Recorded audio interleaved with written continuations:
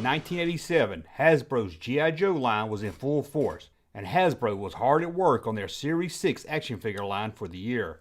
To come up with a plan for what figures Hasbro would do for the new series, they took a look back to a figure from the Series 2 1983 line. That figure was Gung Ho. Rather than just re-release the figure, they decided to give the figure an update, this time giving the figure a formal military attire. But there was a slight issue with this plan, one that Hasbro didn't like. Earlier that year, a new line of action figures had hit stores, and Hasbro felt the name of that action figure line was too similar. That action figure line, made by the small toy company Leonard Toys, had released Gung Ho, the action figure line. These action figures were the same style and the same size of the Hasbro G.I. Joe line, and that was just too much of a similarity for Hasbro. Not only did they feel that the Gung Ho action figures were trying to cash in on the success of their G.I. Joe line, but they were also trying to cash in on one of the names from the G.I. Joe line, Gung Ho. Leonard Toys, a Hong Kong-based toy company, was trying to make their way into the U.S. market. In 1986, they had $10 million in sales and was hoping to grow a foothold in the U.S. toy market. In May of 1986, they hired a U.S. toy designer to create a line of action figures to compete with Remco, the leading U.S. toy company for cheap toys. Remco was having success in the cheap toy market with their line of U.S. Force action figures. Remco and Leonard would save money by selling their toys to smaller chain retails, and they would save money by not doing promotions and not producing figures on a per-order basis. This allowed them to sell their figures at half the price of Hasbro and other bigger toy companies. The toy designer came up with the name Gung Ho and worked on the figure line from May to December 1986. In a court filing, he admitted that he knew of the G.I. Joe line, and he had some of the G.I. Joe figures and Hasbro toy catalogs to use as a reference when making the Gung Ho line. Leonard Toys, not wanting to go bankrupt fighting other toy companies, did a trademark search for the name Gung Ho and found no prior use of the name in the toy industry.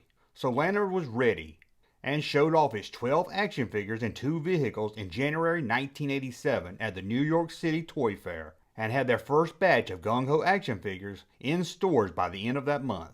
In August 1987, Hasbro filed a lawsuit claiming common law unfair competition. On the 26th, Leonard filed to have the lawsuit removed. One of the first rulings of the court was to determine if Hasbro's unregistered Gung Ho was entitled to protection under the Layman Act, which is a federal statute that governs trademarks, service marks, and unfair competition. Hasbro would argue that the term Gung Ho was well known to the G.I. Joe line, therefore would be protected under the Layman Act. Leonard Toys would argue that the name does lean heavily to the military, but not to the G.I. Joe brand.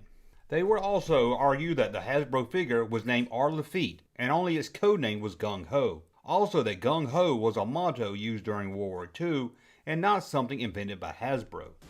Oh yeah, my code name. Y'all hear that? We're using code names. The court ruled that Gung Ho was suggestive of the military and held that Hasbro was entitled to the Layman Act protection. The second decision of the court was to see if there was a likelihood that the buyers would be confused in thinking that this was a G.I. Joe toy. The court determined there was not enough evidence to reach that determination. However, the court did state that there was a likelihood of confusion and could harm the G.I. Joe brand. With the court's ruling that the term Gung Ho was suggestive to the military, like the G.I. Joe action figure line, and the Gung Ho action figure line by Leonard Toys was, as the package said, International Security Force, not military.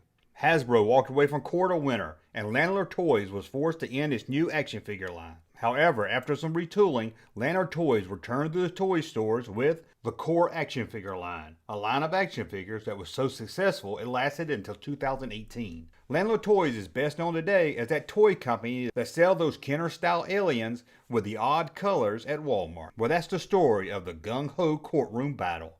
Well, I want to thank you for watching. As always, please subscribe to the channel, thumb up so I know you like my content, and we'll talk again soon.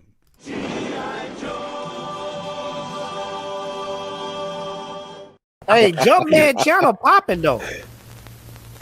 Thank you, sir, for that unsolicited testimony.